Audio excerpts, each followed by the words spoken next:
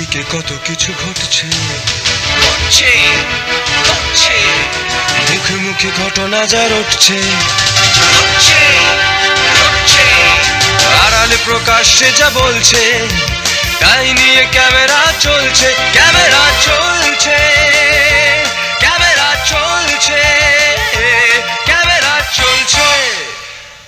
শ্রী শ্রী সর্বাণী মা অখণ্ড মহাপীঠের নিবেদনে Calcutta United cultural society এবং ভি ভালসারা মেমোরিয়াল কমিটির আয়োজনে কলকাতার রবীন্দ্র সদনে হয়ে গেল প্রবাদ প্রতিম সুরের জাদুকর ভি ভালসারার ১০৪তম জন্মবর্ষ উদযাপন।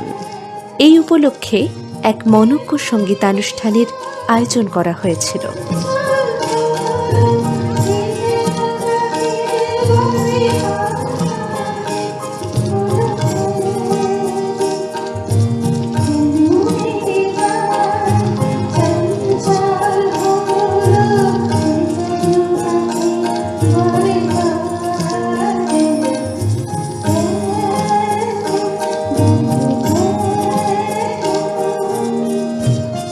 এই অনুষ্ঠানে সভাপতিত্ব করেন প্রখ্যাত সুরকার গায়ক কল্যাণ সেন বরাট।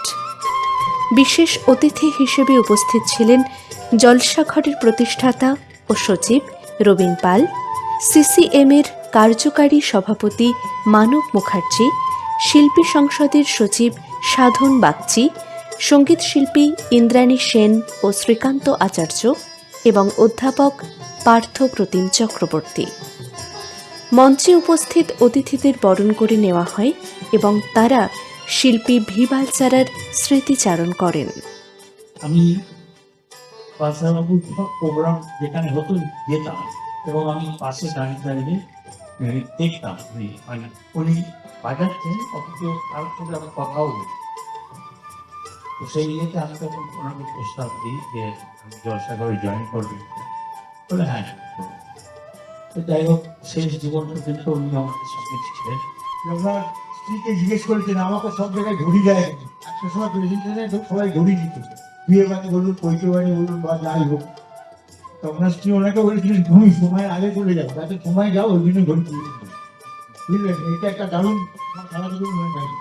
ভালসারা স্যার শিল্পী সংসদের সঙ্গে ওতপ্রোতভাবে জড়িত ছিলেন এবং আমি শিল্পী সংসদে যে আমাদের এইচসি ধর্মতলা স্ট্রিটে যে অফিস আছে, সেই অফিসের ভিতরে দুটো ঘর আছে। ভেতরের ঘরে দীর্ঘদিন ওখানে উনি ওই শতরঞ্চি আমাদের পাতা হতো, অনুষ্ঠান হতো, সেখানে বসে উনি বাজাতেন। উনি এমন অসাধারণ মানুষ ছিলেন যে একটা শুধু বাইরে থেকে এসে একটা বাঙালি এবং হৃদয় করে নিয়েছিলেন এবং আমরা তাকে এমন ভাবে পেয়েছি যেটা অকল্পনীয়। আমি ভালসারা সাহেবের মতো এরকম মহান মানুষকে আমরা পশ্চিমবঙ্গবাসী পেয়েছি, এটা আমাদের ভাগ্য এবং সৌভাগ্য। আমি যখন বিএ পার্ট 1 পরীক্ষা দিচ্ছি ইকোনমিক্স অনার্স, তখন জর্জদার কাছে আমি গান কান ধরি, অর্থাৎ দেবব্রত বিশ্বাসের সুপারিশে আমি হিন্দুস্তান ইন্দ্রেকো কোম্পানিতে একটা রেকর্ডিং এ চান্স পেলাম। উনি চিঠি লিখে দিলেন, ওখানকার কর্তাকে আমি সুযোগ পেলাম রবীন্দ্রনাথের 8টা গান করার জন্য। তখন আমার বয়স 18। তো আমি ভালসারাকে একটা তখন এবং অ্যারেঞ্জার জজদা ঠিক করে দিয়েছেন যে ভালসারা রাখুন। আমার তো ভীষণ ভয় যে ভি ভালসারার মতো ওই রকম একটা ব্যক্তিত্ব, ওই রকম একটা গুণী মানুষ, তার কাছে আমি জীবনের প্রথম রেকর্ড করতে যাচ্ছি, মানে আমার সাংঘাতিক নার্ভাসনেস। তো জজদা বললেন ঠিক আছে, আমি ভালসারাকে বলছি, ও তোমাকে আপনাকে ফোন করে। তো ভালসারা একদিন ফোন করলেন এবং সেই রেকর্ডিং ডেট করলেও আমার বিএ পার্ট 1 পরীক্ষার মাঝখানে। তখন তো আমার ওই রকম অবস্থা না যে আমি একটুখানি সেটাকে পিছিয়ে নেব বা এগিয়ে নেব বা কিছু করতে পারবো, সেই রকম অবস্থায় আমি ছিলাম। তো আমি বাচ্চাটাকে বলে এমনি কিছুটা সবই ঠিক আছে, রেকর্ডিং 2 দিন ধরে হবে এবং মাঝখানে আমার পরীক্ষা, তাহলে আমার মাঝখানে পরীক্ষা পড়ে গেছে। তো উনি একটা ভীষণ খোলামেলা একটা হা হা করে হাসতেন। সেই হাসি হেসে উনি বললেন, তুমি একদম চিন্তা করো না, তুমি তোমার সমস্ত বইপত্র নিয়ে ইন্টারভিউতে আসবে, স্টুডিওতে আসবে, স্টুডিওতে তোমাকে আমি আলাদা ঘর দেবো, সেই ঘরে তুমি বসে পড়াশুনো করবে, আমি মিউজিশিয়ানদের দিয়ে রিহার্সাল দেওয়াবো, ঠিক টেকের আগে তোমাকে ডেকে নেবো। এরকম কে বলতে পারে? কার এত দরকার আছে? তুচ্ছ একটা 18 বছরের মেয়ে সেই গান করতে যাচ্ছে, প্রথম ওনার তো এত কম্প্রোমাইজ করার দরকার ছিল না। তো সেইটা করলেন, তারপরে আমার সেই রেকর্ড বেরোলো। আমার যতদূর মনে আছে প্রখ্যাত চিত্র পরিচালক তরুণ মজুমদার তিনি একটা কাজ করছিলেন, সেটা টেলিভিশনের জন্য না চলচ্চিত্র, সেটা আমার ঠিক একটুই মনে পড়ছে না। তো আমাকে প্রোডাকশন থেকে বোধহয় কেউ একজন ফোন করে বললেন যে পালসারদার সুরে একটি গান আপনাকে গাইতে হবে। গানটি লিখেছিলেন খুব সম্ভবত উনি, আমি যতদূর বুঝেছি। তো আমাকে এটাও বলা হলো যে আপনি একবার একটু বাচ্চাদের সঙ্গে কথা বলে দিন ফোনে, আপনাকে গানটা একটু শিখতে দিতে হবে বাচ্চাদের। তো আমি বাচ্চাদেরকে ফোন করি, তো বাচ্চারা তুমি ওই দিন সকাল 9:30 আসতে পারবে একটা দিনের পর? তুমি হ্যাঁ বাচ্চা, সেটা হচ্ছে 4-5 পরে, 4-5 দিন পরে। কিন্তু তখন ওই সময় আমরা সবাই একটু নিজেদের মধ্যে যে কথাটা আলোচনা করছিলাম সেটা হচ্ছে এই যে আমরা খবর পাচ্ছিলাম যে বালসাদার স্ত্রী গুরুতর অসুস্থ এবং তিনি যে কেমন আছেন সেই খবরটা সেভাবে বাইরে আসছিল। আমরা জানতে পারছিলাম না যে বালসাদার স্ত্রী তো তার ভেতরে আমি বালসাদাকে ফোন করতে বোধ করছিলাম, বুঝতে পারছিলাম না যে এমতো অবস্থায় ছবির কাজটা করছে। আমি বালসাদাকে ফোন করে তাকে বিরক্ত করা হবে না তো, কিন্তু 7-5 ভাবার পরেও ফোনটা করলাম। বাচ্চাটা বললেন না, রবিবার দিন সকাল 9:30 এসো। তো আমি একটু 5 মিনিট আগেই দত্ত লেনের বাড়িতে গেলাম। আমার মনে হচ্ছে সেটা শীতকাল ছিল। উনি সামনে একটা ছোট্ট একটা কোর্টিয়ারের মতো ছিল, ওখানে একটা ওই বেতের চেয়ারে বসে কাগজ করছিল। তো আমি যে গেলাম, তো উনি করে দিন বলল, বাহ চল ভেতরে এসো। এবার ওই ভেতরে ঢুকে বসেছেন, বেঞ্চের উপরে ওই লম্বা একটা বেঞ্চ ছিল না, বলেন না, ওটার উপরে এবার বাচ্চাটা লিরিকটা আমার হাতে দিলেন। তখন আমি বাচ্চাটাকে জিজ্ঞেস করলাম যে আচ্ছা বাচ্চাটা বৌদি কেমন আছে? বাচ্চাটা বললেন বৌদি মারা গেছে, আপনি ফ্ল্যাটে আছে।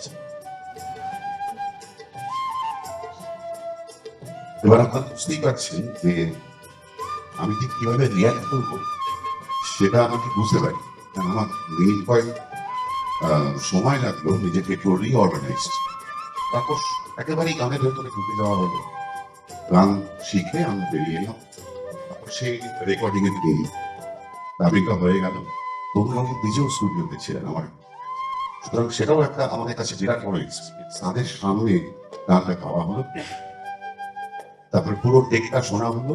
বাচ্চারা ওকে করলেন যখন, এবার ফ্লোর থেকে আমরা বাইরে আসবো, তো বাইরে প্রোডাকশনের লোক বসে আছে যে আমাদের পেমেন্ট করবে। তো আমরা যাচ্ছি, আমি বাইরে গেলাম, প্রোডাকশনের একজন এসে যে আপনি বাইরে আসুন, ভাউচারটা সই করতে হবে। তো ভাউচারটা সই করলাম, একটা খাম আমার হাতে দেওয়া হবে, তাতে কি আছে না আছে আমি দেখতে পাই। আমি তখন মাথা মনে করছি যে আমি বাচ্চাদের সুপারভিশনে প্রভুবাবুর সামনে একটা গান করবো।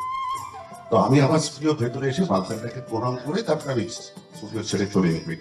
বাচ্চাটাকে এসে প্রণাম করলাম, বাচ্চাটা দরজার ধারে দাঁড়িয়েছিলেন। তো আমি প্রণাম করলাম, বাচ্চাটা ভালো কথা স্কেল ঠিক ছিল তো।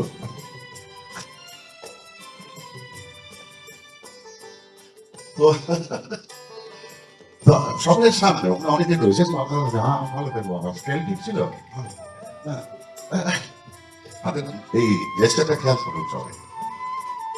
এইবারও আগে তার দিদির আগে গান শিখতে গিয়ে যে এক্সপিরিয়েন্স হলো সেটা তার একদিকে। এই ঘটনাটার এন্ড পার্টটা হচ্ছে এইটা। এই তিনটি ঘটনার কথা এখানে বলে আমি খুবই ভাববো যে বালসারটা অন্যরকম মানুষ ছিল, মানে একেবারেই অন্যরকম বলতে যা বোঝায় সেই লোক। আমার ওনার জীবনের একদম শেষ দিকে যখন উনি মানে যে কোনো সময় খেতে পারেন এরকম একটা অবস্থায় রয়েছে, তখন তৎকালীন আমার মনে আছে ক্রীড়ামন্ত্রী ছিলেন সুভাষ চক্রবর্তী। হঠাৎ আমাকে বললেন যে কল্যাণ একটু আমাকে নিয়ে একটু আনসারদের কাছে যাবে। হ্যাঁ ঠিক আছে চলুন। গেলাম, আমরা ওপরে উঠলাম। বাচ্চাটা তার চোখটা বন্ধ ছিল, তাকে সুভাষ দাকে এরকম হাতটা ধরেছেন এবং তাকিয়ে যে হাসিটা রোজ দেখতাম বাচ্চাটা সেই হাসি, সেই হাসি। এদিকে আমার দিকে তাকিয়ে আবার আমার আমার হাতটা ছিল ধরে ওই হাসিটা বুঝতে পেরেছিলাম আর হয়তো দেখতে পাবো না, এবং তার ঠিক 3 দিনের মাথায় মারা যাবে। এরকম একজন মানুষ সৌজন্যবোধের শেষ কথা। এবং আর একটা যেটা ব্যাপার, যে এখানে যত শিল্পীরা রয়েছে, বিশেষ করে যারা বয়স্ক, তাদের উত্থানের প্রত্যেকের পেছনে বাস করে। আমি আইআইটি খড়গপুরের কম্পিউটার সায়েন্স আর্টিফিশিয়াল ইন্টেলিজেন্সের প্রফেসর। এত গুণবান ব্যক্তিদের সামনে আমি কেন এসেছি? কারণ আমি নিজে গাইতে পারি না। আমি এসেছি শ্রী ভি বালসারার এক খুব প্রিয় ছাত্রী, যিনি আমার গুরুমা, যিনি আমাকে অন্তর্জগতের আলো দেখিয়েছেন। তার নাম শ্রী শ্রী মা সর্বাণী। তার প্রতিনিধি হয়ে আমি এসেছি। বিশিষ্ট শিল্পীদের সঙ্গীত পরিবেশনের মধ্য দিয়ে অনুষ্ঠানটি এক অন্য মাত্রা পায়।